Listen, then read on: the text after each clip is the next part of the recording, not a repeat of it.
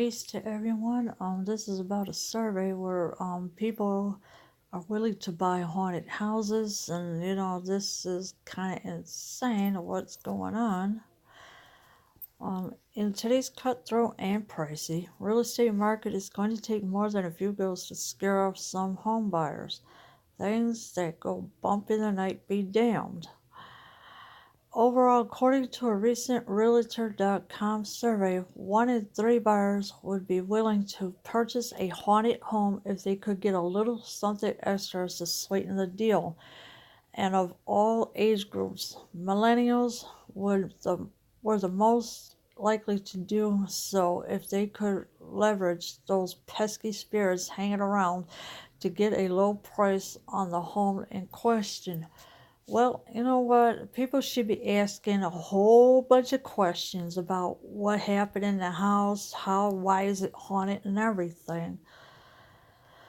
More than 1,000 people participated in the Realtor.com survey. Well, who knows how many out of the 1,000 people participated and how many out of the 1,000 people that did not participate in the survey.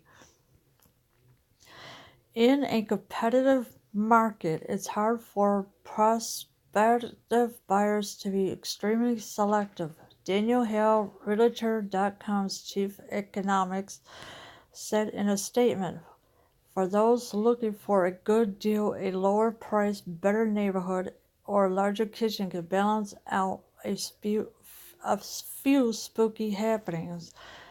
Well, when you buy a house, yeah, you gotta ask a lot of questions. And why are these haunted houses being sold or selling on for real estate reason? Maybe the realtor don't want to tell what happened, or they're just too scared and they just say, "Oh, here you could have it." Boom. Well, I think it's a bad idea. First of all. Although 70% of millennials polled were willing to overlook a few hair-raising experiences or spirit sightings to get a good deal, other generations were not completely opposed to the idea. About 15% of Generation Xers surveyed and 13% of baby boomers said they purchased a haunted house for a cheaper price tag. Hey, maybe it's a friendly ghost. Well, on a second thought, no. There are bad spirits. You just never know where they are until you've run into them, and then, nah, I wouldn't count on buying a house.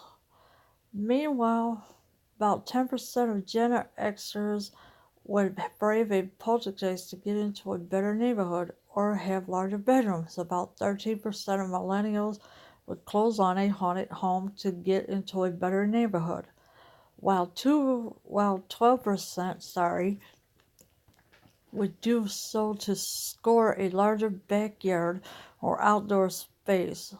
Baby boomers were the least likely to purchase a haunted house.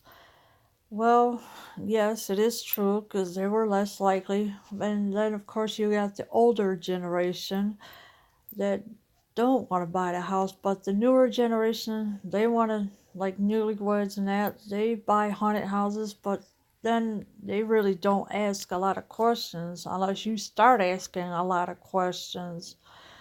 And here is a haunted doll, that antique doll at no extra charge, but I would likely throw it out my damn self. I would just tell the realtor you could have the house to sell it to somebody else, and that's that.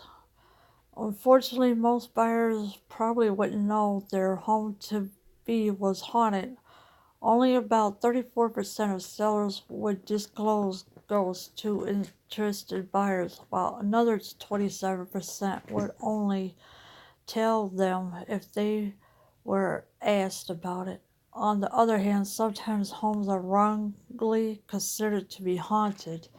Well, if you're buying a haunted house, yeah, you gotta ask a lot of questions. Like I said, um, tell the realtor that there is something wrong with the house, and or if they can't tell you, maybe the neighbors can, or whatever they find out about people that may have died or whatever. Self-declared witch Amy Blackthorne cleanses about 10 to 15 homes a year that their owners suspected are haunted, but it's extremely rare that there rarely are malicious spirits lurking about, she says.